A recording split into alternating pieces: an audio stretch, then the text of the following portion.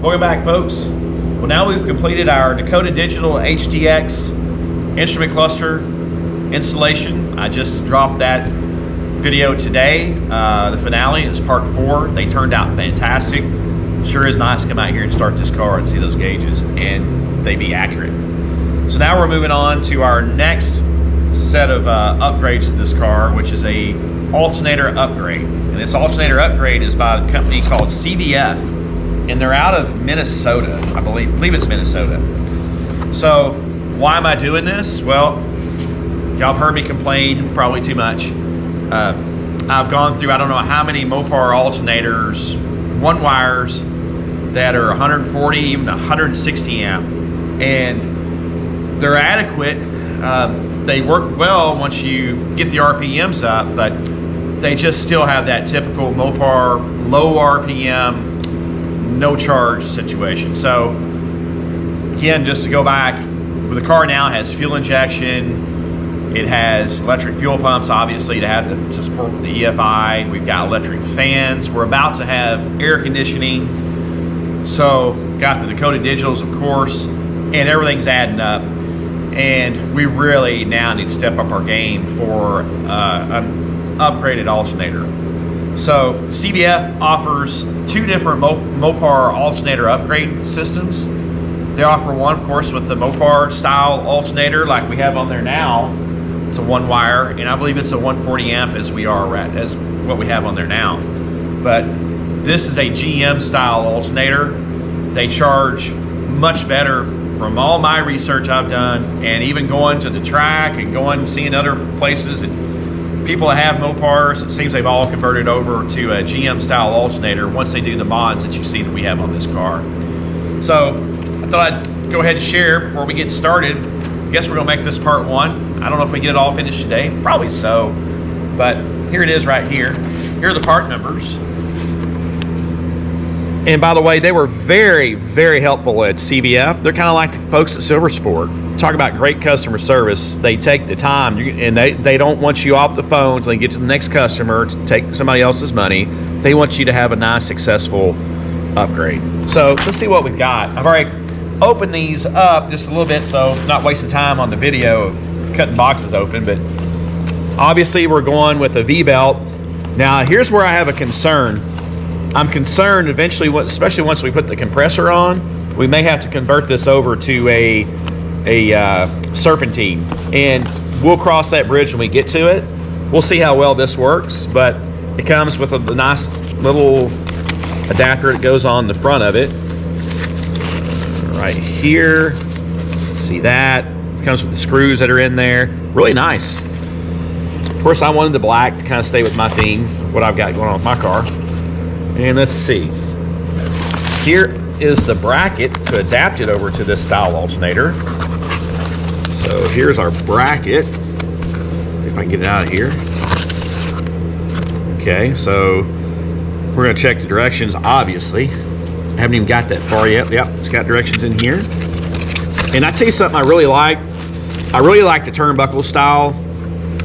You can go in there and actually adjust your alternator like on their serpentine systems. They use these turnbuckles. Again, here's another one of the parts of the bracket. Give you all the hardware right here. Looks like a really nice setup. And looks like what we have here. This may be the directions. Yep, we got our directions for Big Block Chrysler. Yep, she kind of pretty much shows you where everything goes. So I like that. This looks like it's pretty darn simple, to tell you the truth. So there's our directions. Set these aside. And here's our, check out our alternator. All right. And this is our GM style alternator. They already got a pulley on here for us. I don't know why we got that extra pulley. Huh. It's weird. Okay, well, looks like we're already set up. This is the, yep, just got one post for the output, and that's it. So we're about to get started on this thing, and we're gonna bring everybody along the way here and get started again. What I'm looking to accomplish is that when I come out here and I start the car, I don't have to sit here, for one, when it's cold, rev it till it decides that it wants to charge. Then once it starts charging, then when we're driving and our electric fans come on, then it goes back down below 12 volts again. So that's why we're doing this. That's why we're doing this upgrade. So we're gonna let everybody know if it works or not. And I may be a clown, we'll see. So stay tuned.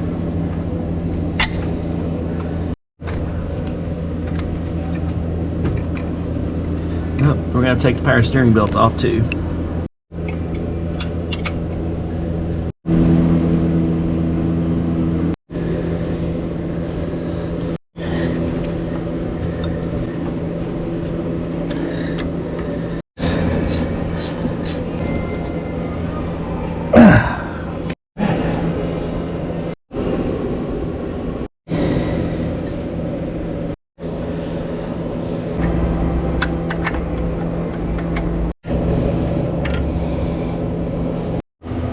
Welcome back.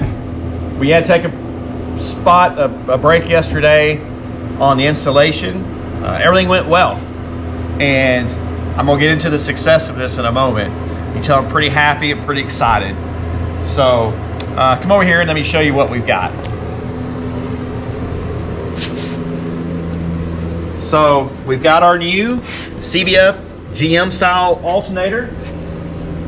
And you can see the brackets and everything we get on. It was very straightforward, okay? What happened was yesterday, the belt that we had was too long. We couldn't get enough adjustment out of what we had to get enough tension on that. So we ordered another belt and it was too short. So we finally found, this is kind of it's the belt and bracket bingo you play with sometimes, but we ended up using a Master Pro 7455, and that crosses over to a Gates 7455 belt. And there's two differences on these belts. You've got to get, for one, this is the old style pulleys that takes a .041 or a .410 width. Some of your belts are a little bit wider, they won't sit in the valley. But if anybody wants to know that's doing this conversion, it's a Gates 7455.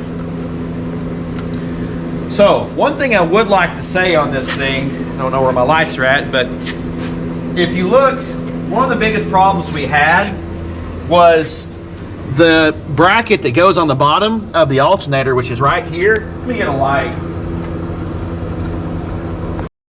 This bracket that the turnbuckle goes to right here, they want you to keep it loose until you tighten, getting everything ready to tighten the belt up. Once we found the proper size belt, you also need to loosen this bolt here that goes in the top. Now, what I have found on this kit, one of the issues is I like my belts tight as I can get them, and this is really tight now. But when you start running this turnbuckle out, no matter how tight you get this button cap screw that holds this bracket on the bottom, it starts using this as a pivot point and it just pushes this bracket down. I'm gonna have to talk to CVF. Right now it seems to be holding up really well. Time's gonna tell, but I want to be sure that this thing isn't gonna be, when I'm driving on a road trip, that this thing doesn't just slowly start going down because it's pushing against this lever. So that was one of the biggest things that we saw that we had to address.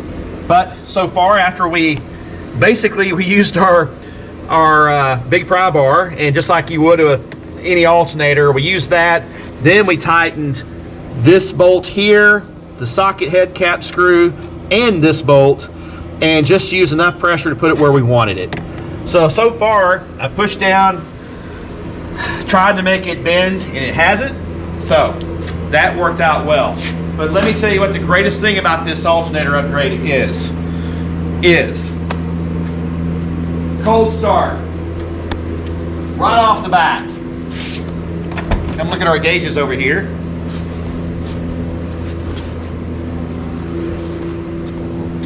No more of this revving it several times. Now watch. Look at that. Boom. 14 volts at idle, folks.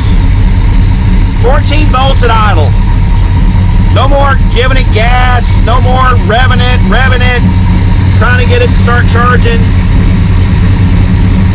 I mean,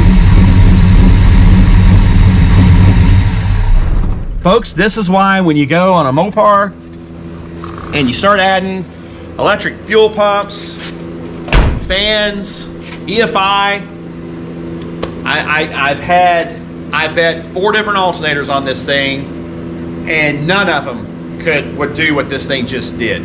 So I'm gonna tell you my experience right now. It's really cold out. It's towards the end, about midday. We've got to start doing some other things. I will report out once we get it hot enough where the fans and everything are running. We're gonna have the AC compressor on. I'll report out what this thing does at idle, but I'm gonna tell you right now, night and day difference. Night and day difference. I'm so elated about this. So now it's charging like it should. Before with the other alternator, which is look, it's a tough stuff. It puts out good voltage once it gets up to about 1200 RPM. It does okay. It does okay. But for an idle, anything under 1100 RPM, it just doesn't charge. So anybody needs a 140 amp tough stuff alternator, let me know. And for your stock stuff, I'm sure it works great. But yeah, so this is going to be the conclusion of our CVF alternator upgrade. Very, very good. I'm going to say thumbs up on this, my fellow Moparians. I know a lot of you just had some great friends that we just met up here. Mopar guy, and he looked down, saw the GM alternator, and kind of gave me a little bit of ribbon, but it was all in fun, and he understood why. So, yeah, it's the way to go. So now, I think the next big thing on this car, we're going to put the new Holley ignition parts, the coil and the box that takes place of the MSD. That's coming next. So we're reeling this thing in. I'm so happy. After we get all those ignition components in, we've also got, let me share with everybody, you see all the new wire wrap. Trish done a great job getting started. She's gonna, next week, she's gonna start really addressing all these wires and tidying everything up. So that's all working well. And then we're gonna be putting an AC system on this thing before long. So I hope everybody's having a great day. Please like and subscribe. We're over 600 subs, which I'm super happy and appreciative of everybody watching our channel. Thank you very much. And I hope everybody has a good day. Thanks, everybody.